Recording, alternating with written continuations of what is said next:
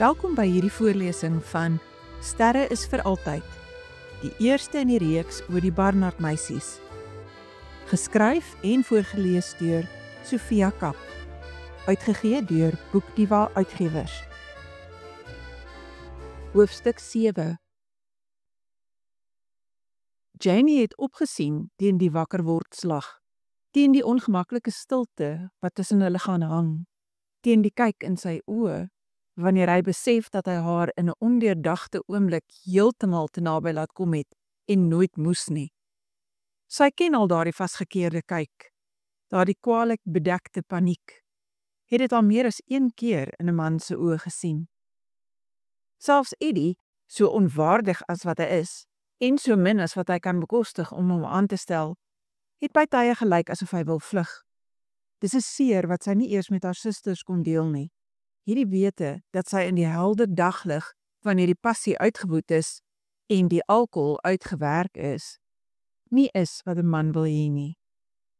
Sy is goed genoeg om bed toe te neem. Daarvoor sê geen stryd man mos nee dankie nie. Maar sy is nie goed genoeg vir ontbyt nie. Teen hierdie tyd verras dit haar nie meer nie, maar dit sny elke keer dieper in haar selfbeeld in. Met hierdie man het geen van haar vrese gematerialiseer nie. Sy is wakker geskud deur turbulensie en sy moes haastig oorent sit toe die vlugpersoneel die ontbytbediening gestaak het en almal teruggedwing het na hulle sitplekke. Hy is klaarblyklik nie eers van die turbulensie of sy eie honger bewus nie, want hy is freneties aan die WhatsApp op sy foon en sy aandag is geheel en al by die gesprek. Dis 'n gesprek wat in Frans gevoer word, merk sy op toe sy skrams die skerm sien.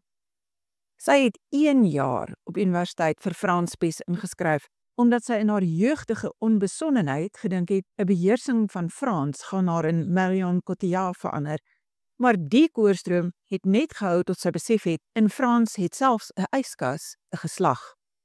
Manlik, natuurlik, en daar is niks romanties daaraan om 'n druipsyfer op jou kwartaaluitslae te hê nie. Dit was die einde van die kursus en die onbesonne droom, maar dit het haar met 'n diep en standhoudende bewondering gelaat vir enigeen wat Frans magtig is. Terwyl sy aandag op 'n ander plek is, vee sy vinnig met die lappie oor haar gesig en maak die poniestert so netjies as wat sy kan. Marie hou aankarring dat sy beter sal lyk met korter hare, wat sy makliker kan stileer, en het selfs aangebied om vir 'n afspraak by 'n duur salon in die Kaap te betaal, maar om elke oggend 'n halfuur lank met hare te staan en karring, klink vir haar na die toppunt van tydmors. Marie verstaan so 'n redenasie glad nie, want Marie het van jongs af 'n rigiede skoonheidsroetine gevolg. Daar was nooit 'n enkele glansende rooi blonde haar van haar kapsel uit sy plek nie, en jy kon haar altyd deur 'n ring trek. En vandag pluk sy die vrugte van die toewyding. Haar voorkoms besorg vir haar sakke vol geld. Marie verstaan nie dat gewone eentjies se voorkoms hulle boggerrol besorg nie. Gewone eentjies kan liewer die tyd gebruik om muffins te bak vir hulle suster se kosblikke, of om met die honde in die park te gaan stap, sodat hulle onder huisgenote se voete uit is wat met haarlose klere by die werkpoel opdaag. Dan is kraakwit daar om seker te maak almal is vasgegoddel en Max druk uiteindelik sy foon dood. Sit dan so met sy duim en wysvinger teen sy oë. Spanning trek weer aan sy mondhoeke, woede het sy hele lyf stram. Normaalweg sou so 'n gemoedstemming van 'n buurman haar in haar dop laat kruip. Dit kom vir haar heeltemal natuurlik om te dink almal se slegte buie is haar skuld. Maar hulle het meer gedeel as 'n beknopte vlug. Sy weet hoe hy hier beland het, en hoekom, en sy kan hom nie net so los nie. Hoe kan ek help? Die landing skud sy hand voor sy oë weg, en 'n oomblik lank wonder sy of hy na haar gaan hap, maar toe hy sy oë oopmaak en die donker blik op haar fokus, kan sy sien hoe die humeur dadelik beteel word. Jy kan nie help nie, dis 'n gemors en jy was boonop reg. Ek het niemand anders om daarvoor te blameer as myself nie. Sy knik rustig. Eleanor se mantra is dat 'n mens nie in 'n krisis jou emosionele energie op blaam mors nie, want dit help niemand en los niks op nie. Mens fokus op die oplossing. Vertel vir my wat aangaan, dalk is daar iets wat ek kan doen. Hy kyk haar lank, sug diep en laat sy kop teen sy kopleuning rus. Soos wat jy so akkuraat geraai het, Het my PA my vlug Parys toe gekanselleer toe sy besef het sy is nie saamgenooi nie. Ek het nie gisteraand besef sy het ook my verblyf gesaboteer nie. Ek het 'n woonstel in Parys en toe ek vanoggend met die huishoudster wou reël dat ek daar gaan opdaag, hoor ek die woonstel word hierdie week uitgeverf. Ek het nooit opdrag gegee dat dit gedoen moet word nie. Sy wil haar oë rol vir haarself. Frans, hy praat Frans. Hy besit eiendom in Frankryk. As sy tred gehou het met wat in die wêreld aangaan, sou sy die voorkoms en die styl bymekaar kon tel en Parys kry. In die intieme ruimte van 'n skemerdonker kajuit oor bentoboksies en vliegtuigwyn, was dit maklik om te vergeet van haar eerste indrukke van styl en klas. Dit was moontlik om te vergeet van die statuur en om aan hom te dink as 'n gewone sterfling wat ook 'n oordeelsfout kan begaan en net soos sy onwillig vasgekeer sit in 'n ekonomiese klas sitplek. Met die vliegtuig wat nou in die rigting van die lughawe gebou taxi, het die realiteit haar ingehaal. Hulle is sonnestelsels uitmekaar, laat staan nog wêrelde. Nietemin, dis haar skuld dat hy vanoggend verkreukel is. Hoe laat is jou hofsaak? Dis eers op die rol, 10:00. Ek neem aan jy sou by jou woonstel gaan regmaak het. Hy sug weer. Ja, ek wou daarom net gestort en skoon aangetrek het. Dis nou tot daarna toe, dis belangriker dat ek by die hof is. Sy haal diep asem. As jy wil, kan jy saam met my kom. Eleanor bly altyd in 'n sakekennis van haar se woonstel in Parys en sy het dit die week namens ons my geleen. Dis klein, maar ten volle toegerus. Daar's in elk geval 'n stort en warm water. Dis asof 'n klein bietjie van die spanning skiet gee. Hy druk 'n mouboortjie terug om na die horlosie op sy pols te kyk. 6:15. Daar behoort genoeg tyd te wees, maar ek wil nie van jou goedheid misbruik maak nie. Dis nie misbruik as ek aangebied het nie. Dan aanvaar ek jou vriendelike aanbod, baie dankie. In watter arrondissement is die woonstel? Ek is nie seker nie, ek het nie die straatadres, maar Eleanor sê die metrostasie is 20 tree ver. Hy dink vinnig. Is daar winkels naby? Daar is glo 'n bakkery, feitelik oor kan die voordeur. Okay, nee, dit gaan nie help nie. Ek het gehoop ek kan dalk 'n skoon hemp koop, maar dis in elk geval te vroeg, die winkels maak gewoonlik eers 10:00 oop. Daar is 'n wasmasjien en droër in die woonstel en 'n strykyster. Laat ons net daar kom, dan kyk ons hoe ons die saak kan beredder. Dit sal wonderlik wees, baie dankie. Die opregte waardering in daardie diep stem dreig om haar knieë week te maak. Saaklik, Janie, saaklik. Geen probleem nie. Kom ons hoop die ry by paspoortkontrole is nie te lank nie. Ek dink ons is een van die eerste vlugte wat land, dit behoort nie nou al so vreeslik besig te wees nie. Ek neem aan jy het net 'n Suid-Afrikaanse paspoort. Ja, wat het mens dan andersins? Ek het dubbele burgerskap. Ek sal vinniger deurkom as jy, maar ek sal so lank kyk of ek vir ons 'n motor kan reël.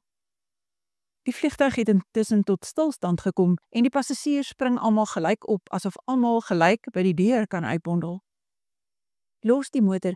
Ek het gesien die bloggers op YouTube sê dit neem baie langer met 'n taxi as met die metro. Laat ek liewer vir jou die woonstel se sleutels en die adres gee. Dan kan jy reguit soontoe gaan. Ek moet nog my tas ook kry. Ek gaan jou net ophou. Ek gaan jou nie alleen op die lughawe los nie. Het jy jou foon by jou? Skakel aan die wifi, jy behoort die lughawe sin hier op te vang. Stuur my jou nommer, sodat ek jou in die hande kan kry as ons mekaar verloor. Sy voer sy nommer op haar foon in en stuur vir hom 'n WhatsApp sodat hy hare het. Dan staan die gryskoptaante op en hy beduie vir haar om die vrou in die paadjie af te volg. Hier, geef my jou rugsak. By die vliegtuig se deur staan kraakwit met sy leersak, soos 'n troep op parade wat 'n vaandel aan die generaal moet oorhandig. Janie sien die vars grimering en die afwagting op die gesig. Sien ook hoe Max die sak met 'n hoflike, dog onpersoonlike dankie en 'n kopknik by haar aanvat. Voel dan die hand op haar rug, sodat hy haar veilig deur die beurende mense massa kan lei. En vir die eerste keer in haar lewe, die heel eerste keer, voel sy hoe dit voel om tussen al die mooi meisies die uitverkore een te wees. Dis nie werklik nie, natuurlik, en hy is aan haar sy vir die woonstel en die wasmasjien. Maar selfs so is die oomblik sielsbevrydend. Sy het gedog hy gaan haar by die bagasieband los om vir haar tas te wag, maar selfs daar is hy by haar. Weliswaar op sy foon, aan die blaf in staccato Frans, maar die oomblik toe sy haar hand uitsteek om die tas van die vervoerband af te haal, is hy daar om dit aan te vat. Eers by paspoortkontrole gaan hy staan. Ek kan nie saam met jou hier deurgaan nie, ek moet deur die hek gaan vir Franse burgers. Sien jy daar die glasdeure aan die ander kant van die hokkies? Ek wag daar vir jou. Sy knik. Jou wifi is aan en jy het my nommer, nee? Bel my as enigiets verkeerd loop. Sy knik weer. Ok, sien jy nou. Die donker oë kyk baie reguit. Baie dankie Janie, ek skuld jou.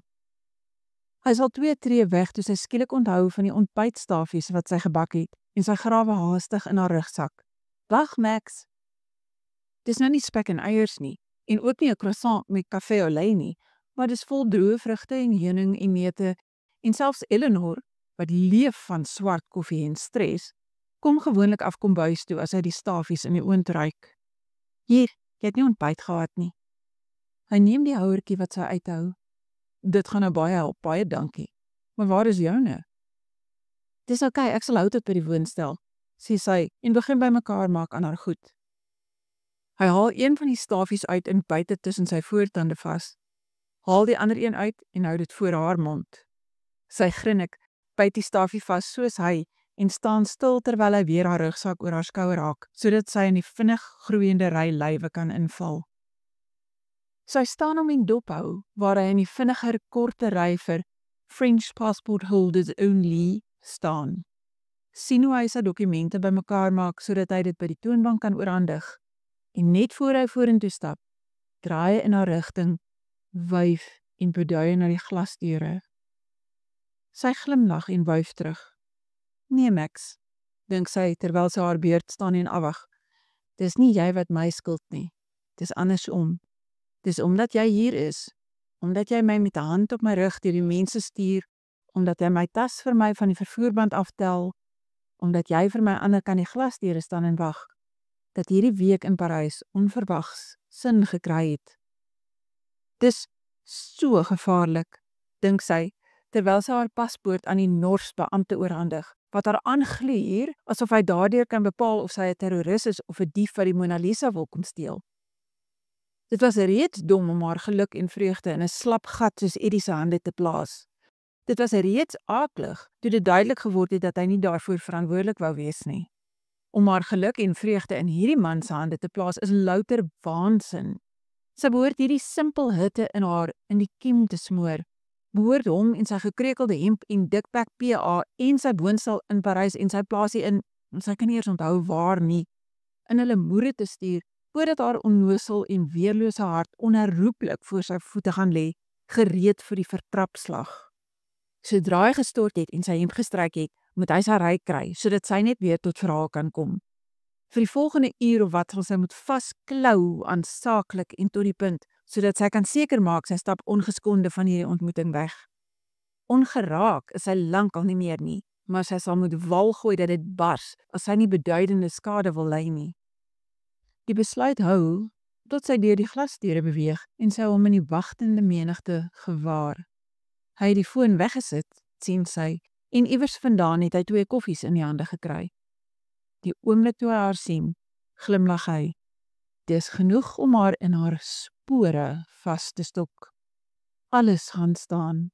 Hart, asem, brein, die geroese moes om haar, die aarde in sy wentelbaan om die son. Sy het hom al sien grinnik en sy het hom al hoor lag. Maar sy glimlag is 'n lieflikheid waarop sy nie voorbereid was nie. Opreg, warm en geheel en al net vir haar smelt dit deur haar voorbehoude soos 'n blaasvlam deur kerswas.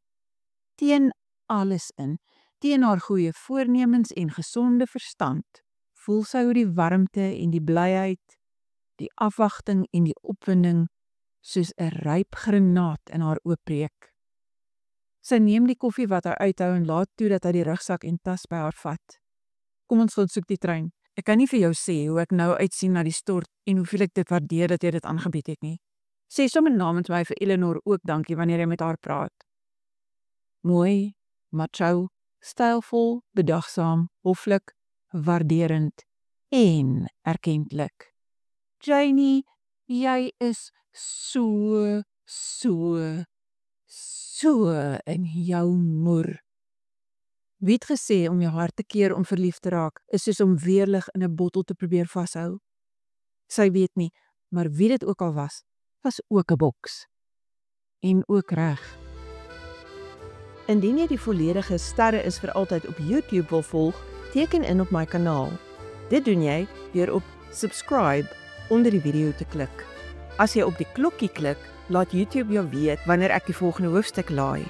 Indien jy eerder die papierboek wil hê, kan jy dit bestel by Graffiti Boeke. Ek plaas die skakel in die beskrywingsboks hieronder. Sterre is vir altyd is slegs beskikbaar by Graffiti Boeke en Bargain Books.